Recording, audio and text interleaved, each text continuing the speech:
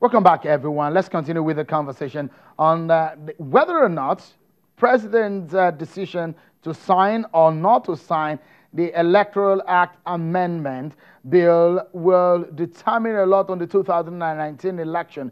We have on the program tonight, Mr. Nwankwo is a co-convener of the Civil Society Election Situation Room. Well, when it comes to elections and constitutional development in Nigeria, this one man you need to turn to. And Biodun Ajijola is the National Coordinator of Election Monitor. Thank you, gentlemen, for coming on the program today. The President's Special Assistant on Legislative Matters has been clearing the air on the decision of the President and what we need to look at. Quickly, let me allow you to land because you were on that trajectory before we went on that break. So the speculation about the President's decision. Go ahead, please. Thank you very much.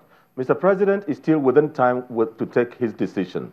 And in taking this decision, I had said that I was at the Supreme Court and I listened to the lead judgment of Justice Sentus, who is the Justice of the Supreme Court, and all the issues he had to analyze in coming to a decision that the Electoral Act 2010, as amended in 2014, and the 2014 amendment, which was to guide the 2015 elections, did not and was deficient in the use of the card reader. And these are, when Mr. President receives a bill, he is to look at what were the historical, the jurisprudence behind the proposed amendments, and what are the issues. He looks at it. Has it been taken account of? If it has been taken account of, is there drafting issues which, if it is not properly taken account of in the presentation, it will create problem for the High Court or the Tribunal or the Supreme Court or all the courts at all levels of the problem of interpretation, if it will create problem of interpretation? Or is there a cross-referencing problem? Cross-referencing is, instead of, if you are to say section 66, you now say section 6, paragraph 6, or section 6, subsection 6. That is a cross-referencing problem. Or instead of referring to section 6, you now refer to cross-section 9. Therefore, in all this, the court will say, my hands are tied, or what was the thinking of the legislature?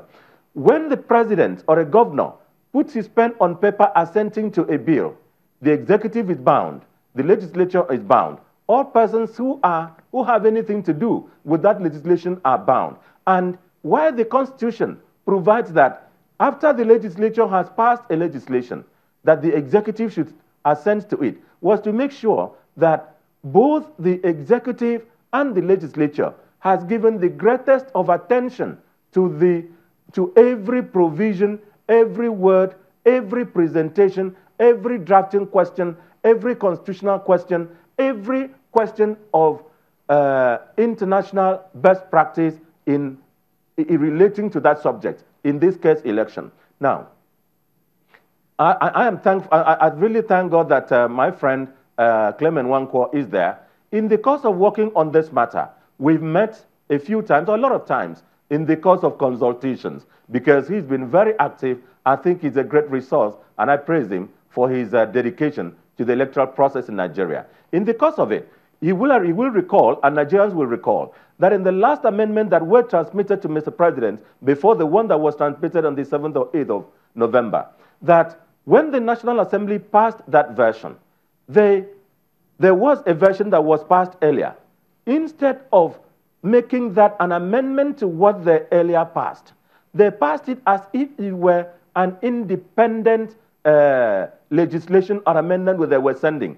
And in the course of the discussion, my friend and brother Nwankwo would recall that there were some suggestions by distinguished senators and some members that their intention or the intention may have been that the executive would match part of what they now passed with what they had earlier passed. And we agreed that the executive, when they receive a bill, cannot add anything to it, cannot merge it, cannot redraft it, cannot represent it. The president is to say yes or no. Senator and Enang, that is where we are, and that is what the president is taking every step to make sure that he doesn't All right, mistake great. is not made. Quickly, Senator Enang, if you may answer this question.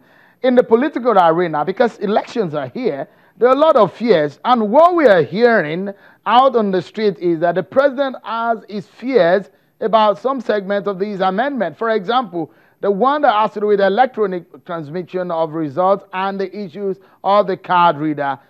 Is the president afraid of that?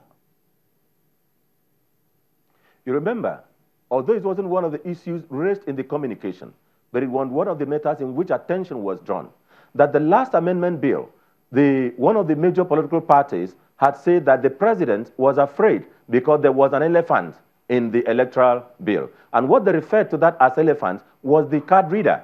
And I drew the attention of the legislators, distinguished senators and all members and the public that were concerned, that that version that was forwarded to Mr. President did not have the card reader in it. Now, and it was the previous version that had the card reader.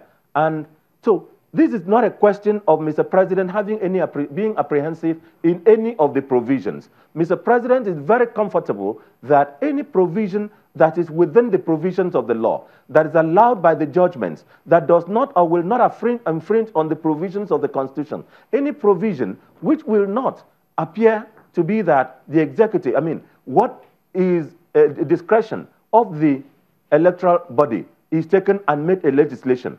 Mr. President is to address all this and to make sure in signing the Electoral Act that all these are addressed. Okay. And the interest of all the political parties and all the persons contesting the election are comfortable. So there is no issue that Mr. President is afraid of. Okay, just a moment. Let's look at some of the issues. A big one, Mr. Nwankwo, is the issue of what danger this poses for our 2019 election. This might interest our viewers tonight. Let's look at a timeline of how long these bills or these laws are stayed in the National Assembly and with the executive. That's the president. If you just quickly go to that slide on how long, the number of days these are stayed with the president and the National Assembly. If you look at it from what I have, from the first segment, it does look like the number of days spent with the National Assembly is huge.